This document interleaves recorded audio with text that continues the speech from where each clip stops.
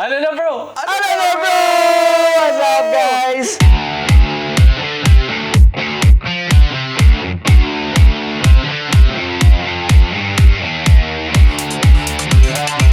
Dave Bornea guys, ano lang naman, Ano? Mr. Gedli lang, nasa gilid-gilid lang. Kaya pala nandito. Oo.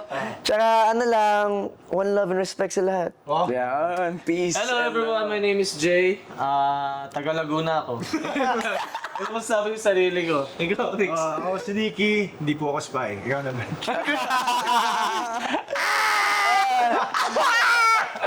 Ako si Brent, your kuya Gen Z.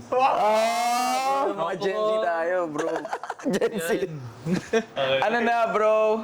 Ito ang pinakabagong Spotify podcast na papakinggan nyo sa yugtong ito. Oo naman. Sobrang dami naming isi-share sa inyo tungkol sa buhay. Yeah. At ano pa ba mga pag-uusapan natin dito sa podcast na ito, Dave? Sa pagkalalaki natin, no?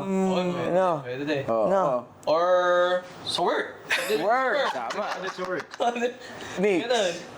Sa akin, ano na bro, kasi lahat yan sakop natin.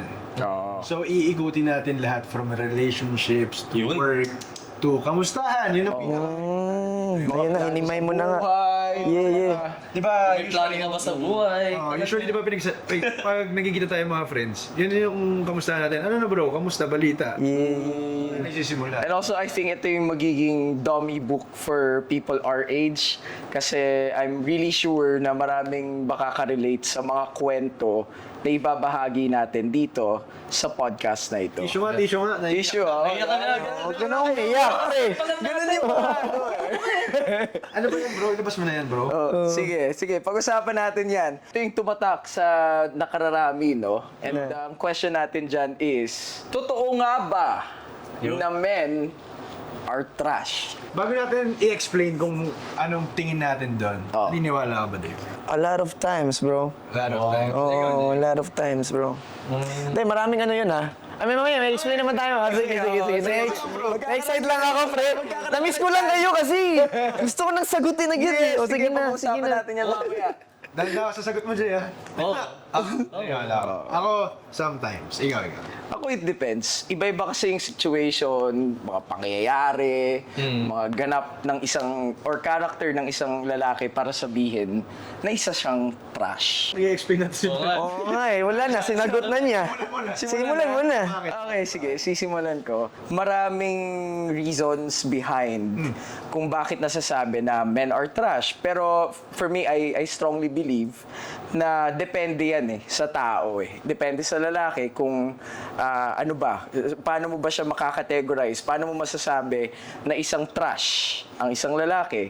Is it the way he moves, he thinks, the way he perceives the world, ano yung paano siya makitungo sa ibang tao, maraming aspects. But to me, I think it varies really. So nasa gitna lang ako, neutral side. Ikaw, ano masasabi mo sa bilang isang lalaki ka? Siguro most of the times I can attest to that, but iba talaga, bro. Okay. Nicky. Ikaw, Nick. Para sa akin, ang naiisip ko sa men are trash nga ba, parang galing to sa partner nung men. So, kumbaga, relationship-wise. Oh. Kasi kadalasan nagsasabi ng men are trash nga ba yung mga girls. Yung mga partner nila.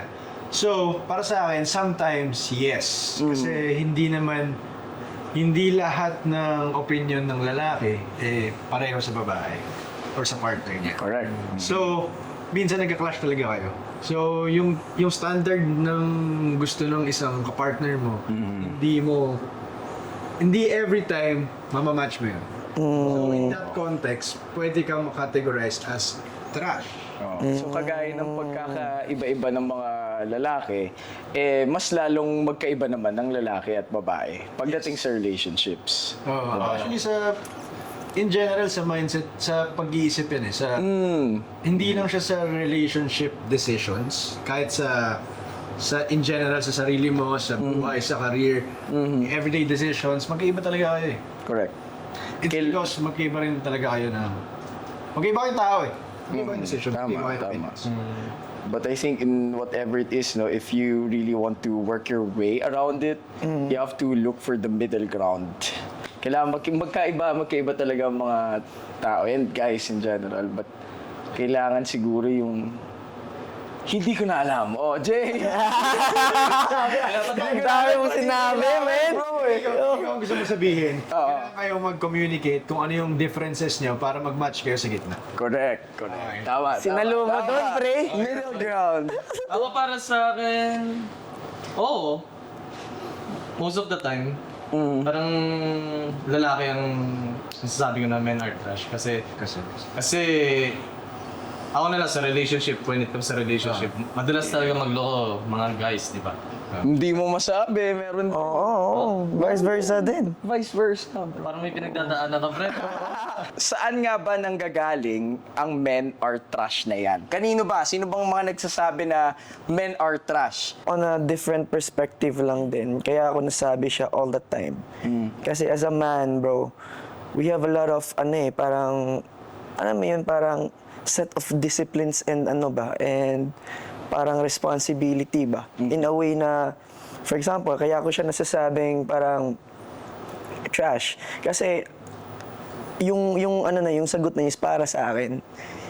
Na parang, kaya ako siya nasasabi kasi there are times na nafe-fail ko yung mga objectives ko on a daily basis. Kasi we need to, parang to-do list na hindi natin nagagawa as a man, parang gano'n. So kumbaga, it's a personal development, bro. Every day, to be better ba. Kaya yun yung parang minsan na nasasabi ko sa sarili ko na, shit, I feel like a trash, man. Kasi may mga failures akong pero meron tayong awareness na ako kailangan ko itong baguhin. Kailangan ko itong... Do you guys dig in? Yes, Parang, yes. parang, on the internal perspective lang. Parang, Okay, teka. Develop. So para sa'yo, parang in general para sa'yo, as a human being o as a guy, yeah. set na list mo na Na standards, kailangan yeah. mong magawa. Yeah. Magawa, you consider yourself na parang failure. Yeah, parang gano'n. I think nasa conditioning yan ng society. Let's say, may mga reasons behind it. Pwedeng karamihan lang ng mga nakikita lang nila. What's the term, bro? I forgot that term. Ano yun? Stereotype. Okay. Na men are trash because let's say for example sa community natin there are several artistas who are men and then most of these artistas you have to look something. Let's say, kapag action star ka, kailangan strong yung presence mo or may mga ibang artistas na... Artista. Ha? Artista pala tayo! Oh my God! Pinag-uusapan natin. Sino na to? Ano pangalan mo? Sorry, hindi kasi ako nanonood ng TV. Okay, I think I'm branching out. But isa rin sa factors is yung way ng pag-raise or way ng pagtanggap ng society sa mga lalaki. Kaya most of the times, stereotype tayo as trash. But I think hindi naman lahat ng lalaki ay trash. Ako naman. Sa sariling ko lang din yun siya, bro. Parang, kasi, hindi ko tinitignan ngayon sarili ko sa ibang tao, bro. I just want to look for myself na maging better lang. Kasi the only competition na meron ka is yung sarili mo, Alam mo yun? 2024. Yeah. Ganun talaga, bro. Pag tumatanda na, man. Ganun talaga. It comes with an age, no? Yeah. Yung mga bagay. Yeah. Level siya eh. Kunwari, when we reach a certain age, ditong taon lang natin ma-realize na, ganito pala yung buhay. Yeah. Minsan kailangan mo siya pagdaanan. Yeah, kailangan Hindi mo siya pwedeng pagdaanan. At saka doon ka matututo. Diba? Yeah. Daanan mo na yan. Yeah. Minsan doon mo marirealize na, ganito pala talaga. Oo, ma'am. Nanonood ka lang from a point of view. Minsan, hindi mo gets until nandun ka na. Correct. Yeah. Hindi 2024. You'll never know. Nikki 2.0, no? No? It's true. One way. So ito na nga, men are trash. Men are trash, yes or no? Sometimes, yeah. Sometimes. Oo. Yes or no? Hindi, sa akin yun. Pero on a general naman. Yeah, sometimes, yeah. Sometimes. Saan galing? Saan galing? Oo. Ang sagot ko dun is, Ewan ko, bro. the society, I think. Oo, society. Paano tayo na Oo. stereotype sa mga lalaki na basagulero yan. Or maybe yung culture has to do with it. Sa Pilipinas, primarily, let's say for example, kapag lalaki ka, parang tanggap na ng mga girls na sila yung maghuhugas ng plato. Hindi yun yung trabaho mo sa loob ng bahay. I grew up in a family where my mom will not allow me to wash the dishes because she has this understanding na may nakalaan na trabaho for you. So hindi mo trabaho to. But hindi ko alam yung exact term for it.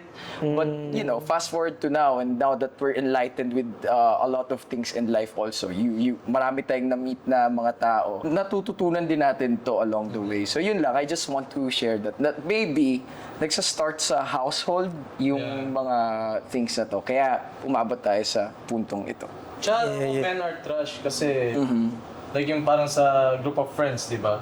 Kadalasan, mga lalaki pa yung mga chismoso. Totoo yan. Mga sinasabi na... Mas detailed pa nga daw, bro eh. Yeah. Tingnan mo yung ginagawa natin. Tumabot ka dito ka. So, masasabi ko na most of the time. Saan sa tingin mo galing yung Saan ganong idea na men are trash? Saan nagsimula? Kasi sa kanya, stereotype na parang ganun sa society, dapat lalaki ganito, dapat ganyan. Kapag hindi mo nagawa to, parang hindi mo na gagampanan yung role mo bilang lalaki. So, ikaw sa tingin mo, saan yan? Siguro sa sarili rin eh. For me Kasi, kaya naman nasasabihan na trash ka or sa kang dahil ginawa mo rin yan eh, pinakita mo yun sa mga tao. Yeah. Isang point din yun. Pwedeng ka na Pwede din. Kunyari, ginusto mo yung buhay na ganito. Di ba? Yung like, wala kang goal or whatever. Hinayaan mo lang. Kasalanan mo rin eh. Kaya ka nasasabihan ng gano'n. So, feeling ko doon ang galing din. Para siyang double-edged sword. Na let's say for example, there is a study where I don't know if a lot of people will agree, but mas masipag daw mag-aral o magtrabaho ang mga babae kaysa sa mga lalaki. May ganun daw eh. May mas masipag daw ang mga babae. But we are yet to know more about that. Debatable yan eh. Debatable siya. pwede. Check Correct. mo yung sa Forbes list, sino ba yung, ilan ba doon? Binilang ko yung lalaki ng babae. Yung pinaka-successful Ito, syempre may list ng Forbes, yun yung studied yun. So, sa tingin ko, debatable eh. Hindi mo rin masabi. Yeah. Sa ganitong field, ito yung nagwawagi. Kumbaga, dito yung strong suit ng men. Kaya sa ganitong category or sa field na to, babae naman yung magaling. So, mahirap eh. It varies man, tama. May strengths and weaknesses naman both. So, my experience... May experience ba kayo? Or may kilala na nasabihan or feeling nyo trash sila as men? Sa akin, sa personal experience ko, pasok yung sa category yung sinabi mo kanina na parang sa self-achievements Yeah. na hindi mo siya na-attain. So parang natadown ka sa sarili mo. Hindi ko na feel na trash ako I just feel like a failure. Pero parang ganun na rin, in a way. Pero kasi you can't label yourself as trash kung feeling mo naman ginagawa mo yung best mo eh. Hindi ka lang talaga umaabot sa goal mo. So, technically wala pa na akong experience na trash ako. Wala ka na experience? Hindi, I mean, hindi pala pasok doon sa trash. Hindi ko nakita sarili ko na trash. I just saw myself as a failure kasi hindi ko nagawa. Pero ginagawa ko naman yung lahat ng steps para magawa yung goal. Kasi sa mo kanina, di ba, pag wala kang goal, parang trash ka kasi hinayaan mo lang. Hinayaan mo lang. Yeah, yun. Ako parang na-experience ko yun eh. Parang na-feel ko sa sarili ko na trash ako. Nung talagang hinayaan ko yung sarili ko na talagang sobrang laki ko and talagang kain lang ako na kain. Like wala akong pakialam sa... Hindi mo inalagaan yun. Oo, hindi ko nalagaan yung sarili ko. As in work, parang ayoko mag-work, gano'n. So parang na-feel ko na that time na parang talagang wala akong... parang trash ako. Like ganun. Pero ngayon... Ayan, tol. Mahal ka namin. Yun, parang mas lalo ko na minamahal yung sarili ko. Nagagawa ko na yung mga gusto kong gawin. So parang, ano ba yung tawag doon? Parang motivated ako. Or parang Wish! Sino ba yan? Sino ba yung motivation? Ano sino? Ay, hindi. Ano Di ba? ba Ipapan ba? Oo nga. Oo, tapos Sila. yung sino? Yun. Ikaw ba, bro? Sa akin, man, yun nga, going back naman din sa sinasabi ko kanina. Trash, ito naman, parang mas mabigat pakinggan pag trash eh, no? Isa sa failure, no? Parang ang bigat, parang worthless, parang ganun. basura. Yeah. Tagalogin natin. Let me rephrase lang dan. Parang I would feel trash pag hindi ko lang nagawa yung mga bagay na dapat kailangan gawin. Alam mo yung ganun. Pero nagawa mo man siya, pero yun nga, hindi mo man siya na-achieve kasi of course, hindi naman lagi na parang success naman tong nakukuha mo agad. I mean, na-achieve mo agad. Minsan, mga bagay na pinaghirapan natin, pagka kahit ginawa mo siya, may ano pa rin eh, wala pa rin eh. Ano yun? Grateful lang na feeling. Kasi ngayon bro, talaga bro, ayaw ko lang, I just don't look at on the negative side lagi. Parang lagi lang akong on the bright side, positive solution. Mo yun? Good vibes lang lagi. Kasi bro, ngayon bro, for me, mas wino-work ko yung spiritual ko eh. Actually, Spiritual nourishment. Yeah, man. No? Energy. Mo yun? If you truly understand how the energy works, bro, Yeah, tama. parang alam mo na kung paano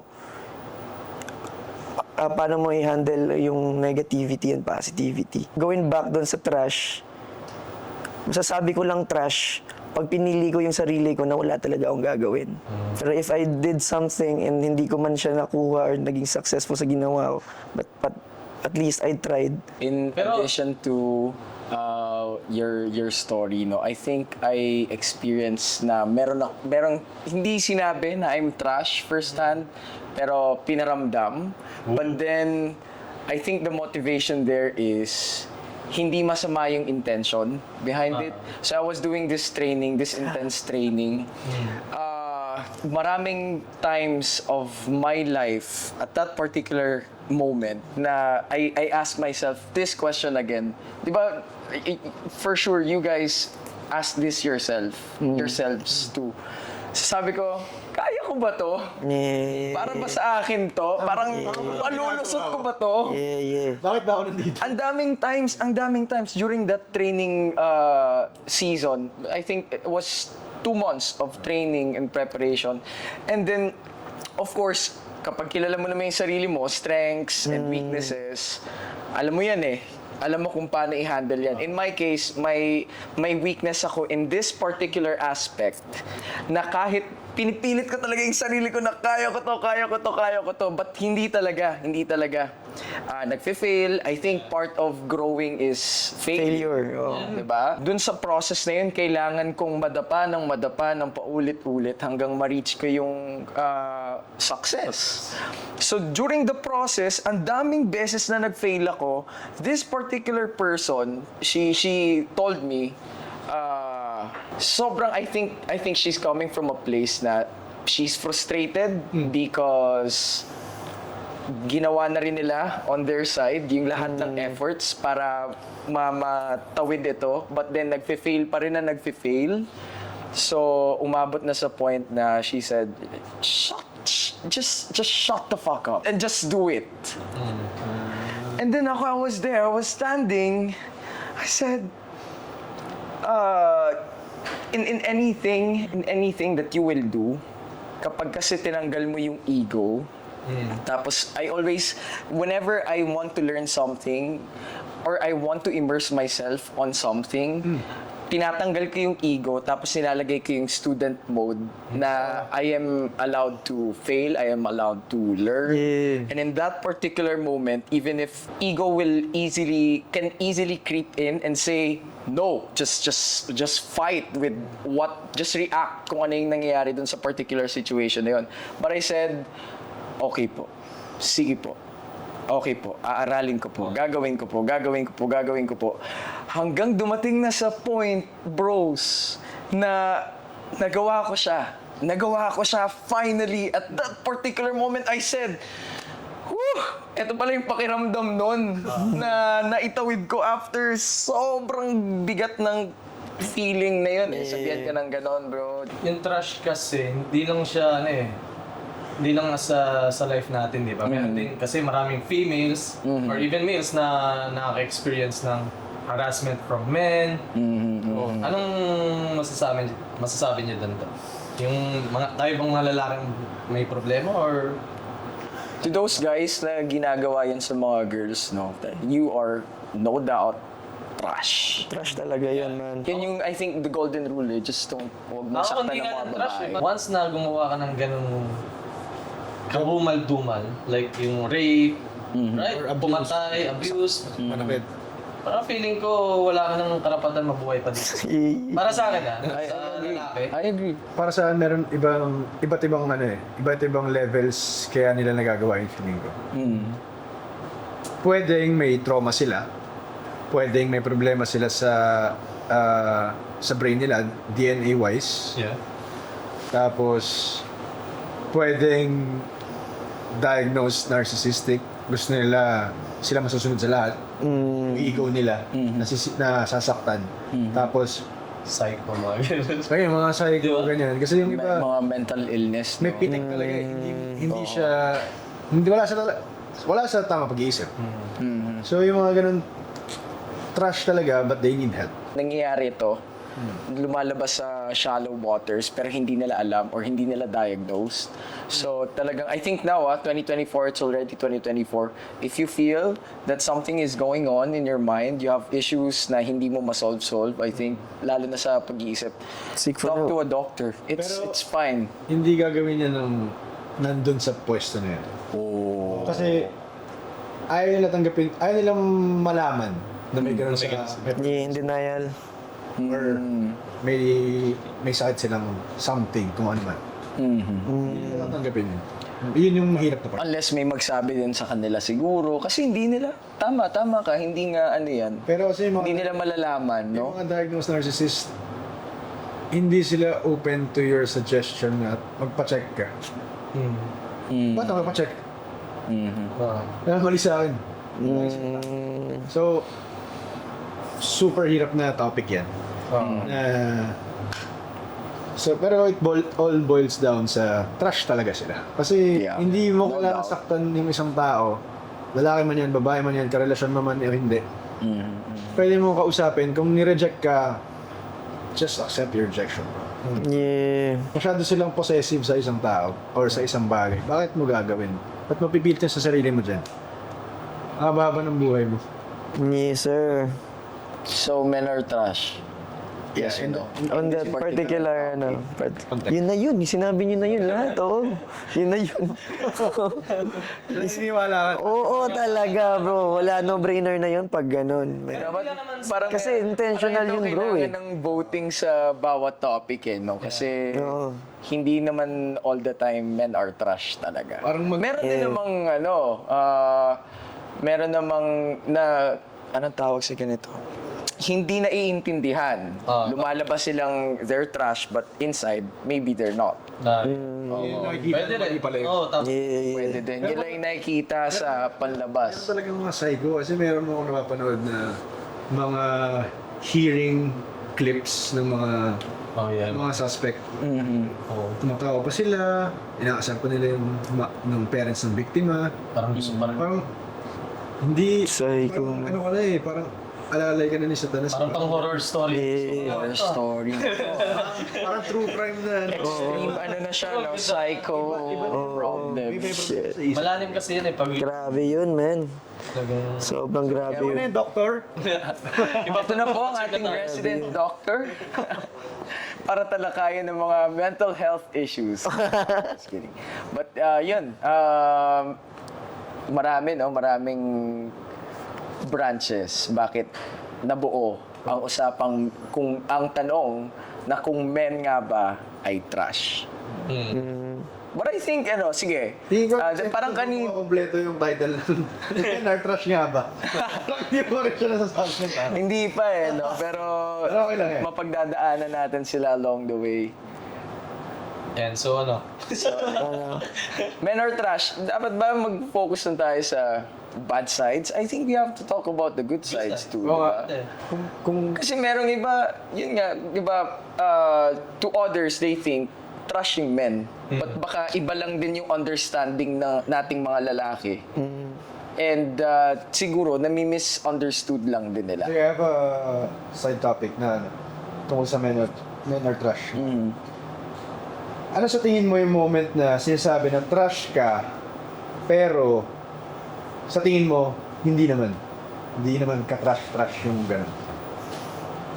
Meron ba kayong gano'ng moments? Parang sinabihan ko na parang hindi agree yung tao sa'yo. Pero meron kang ibang intention siguro, meron kang ibang goals, kaya mo nagawa or nasabi ang isang bagay. Oh. Thank you very much for that wonderful question. Di ba ito? Bago mag-load. Okay. Wala eh. Oo nga. Oo nga. Ano lang. Hindi, ako na lang. Kung meron man relationship sige, go, lang yan, tol, no? Feeling ko may papasok lang ata yan sa relationship. Oo. Papasok na ba tayo dun? Parang, for example, in a scenario na Okay na ba natin? hindi lang kayo agree sa isang perspective. Parang feeling ng partner mo eh. Ayan, Yun. ayan, Hindi, feeling ng partner mo, hindi, ito yung tama, kita ganyan.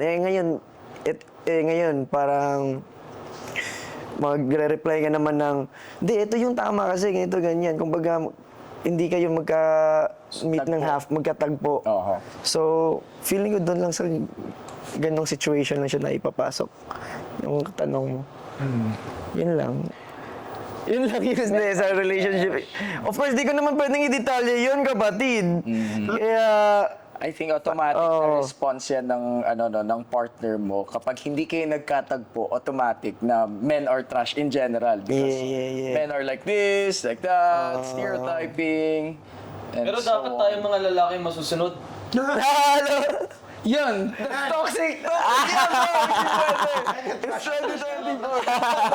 Trash na! Susunod kung saan kami kakain. Ay, hindi ba?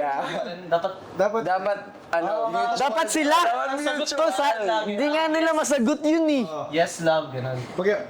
Hindi din, Kasi hindi pag din. doon, kumakain na kayo. Oo. Nakasimamot. Ba't nakasimamot ka?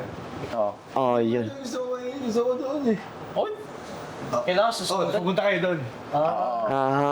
So, kailangan Basta talaga yes man ka lang, no? Ganon. Agoy. Tanggapin na lang natin na trash tayo. Hindi pwede. May pinaglalaban tayo. May paglalaban tayo dito sa podcast episode na to. Totoo. Pero maging lalaki, no? Totoo yan, man. Parang gusto mo nagpalit na nun. Magpalit ka na nun. Totoo. Ayun. Siguro yung din, sensitive yata to eh, yung mga leaders. No. Yung mga leaders natin, May wala ako dyan pag sensitive. Yung Go. mga leaders natin, Sige nga. marami dyan sa mga yan I will not drop names, of course. Pero sila yung nagpapasimuno nung pagbuo ng stereotypes na, ito si ganito, ganyan yan. So, yung mga followers nila, not just the public people, basta public figures, sila, meron kasi tayong ability to really share our thoughts at makapag-create ng ripple effect para gayahin tayo at ma-inspire yung mga tao sa atin. But some of the leaders, I think, meron silang ipinapakita na stance dyan or persona outside na ginagaya din ng ibang mga tao. So, Like for example, walang examples. Sino yung leader? Nakikita mo, yan si ganito, may mga naysay. Yan si ganito, ito yung ginawa niya. Yan si ganito. Yung mga naysays na yun, makukuha. And then, some of the people, I think, will know about it and they will think it's the right thing to do, but apparently it's not. kasi sila, Diba? figure sila. Correct. Parang tama to kasi pinapakita na sa public. Correct. Oo, tama yan, Brent. Tama yan, sinabi mo yan. Sino yan? Parang may galit ka sa leader na yan. Well, hindi naman. I think one of the things lang din, kaya nagbo-boil down to bakit nasasabi ng mga... Sino ba nagsasabi nito, bro? Babae ba, lalaki o parehas?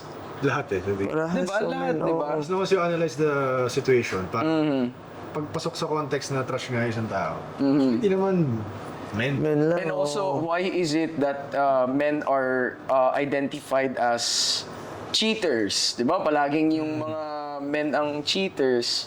Is it because of the demographics, the society, it varies from countries? I don't know. I also don't know the answer. But we're about Parang to nag-cheat ka find na ba? out. Nag-cheat Ha? ka na. Hindi. Tangina. Galing sa ilong ang putik. Feeling ko sa cheating, Eh? mas nakakwento ng mga babae na nag-cheat ng lalaki kasi magkikwento ang guys na cheatan sila. Mas marami nagkikwento ng babae, feeling ko. Pero parang, medyo parang tabo pa na yung girls din nag-cheat. Kasi parang tayo yung nasa main pipeline na men are cheaters. But hindi pa masyadong napag-uusapan na women also does it. Like any other person in the world, bro. No. Laging tama ang mga babae. Tandaan niyo yan. Ha? Wala, hindi natin lalabanan ba yun? Natin sila susundin. Okay? Oo. Okay. Tama sila, bro. Lakas Ang ng... galing, ang galing. Tama sila, bro. Tama. So maraming salamat. Yeah. Hindi yun. Kasi bro, I appreciate you guys being here. Ako din, man. Ako din. Ngayon lang natin...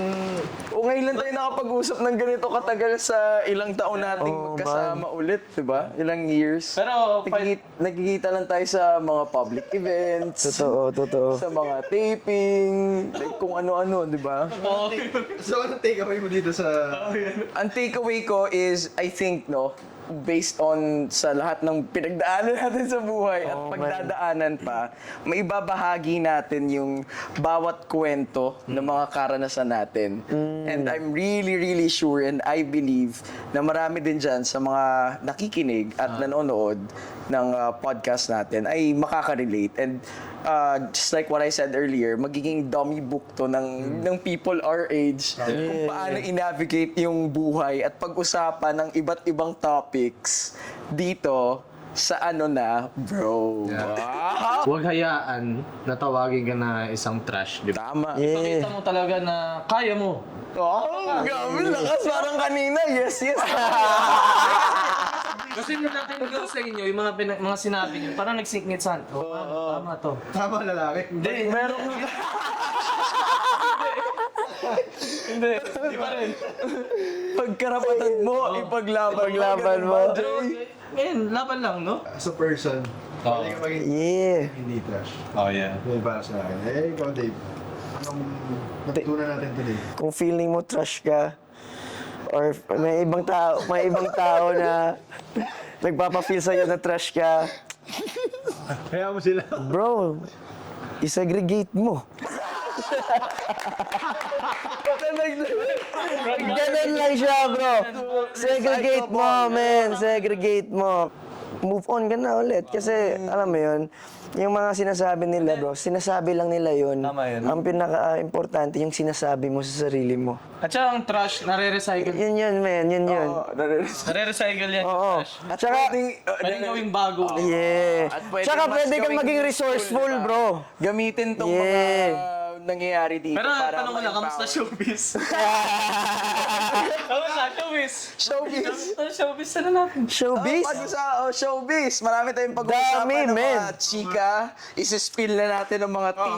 Bago mo ituloy yan, disclaimer lang, lahat po kami nasa showbiz. So, matakot na kayo.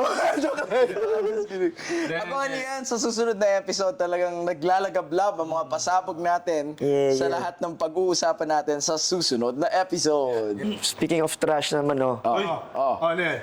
May kilala ba kayong trash sa showbiz? Ay! Wala, grabe, dami naman nun! Ano na? Ay, wala. Ano? Sino? Di nga! Next episode! Abangan niyo yan. Maraming salamat po sa pakikinig ng aming first episode. Palakpakan! Yes, host! Men are trash by... Ano na, Ano, bro? Ano na, bro?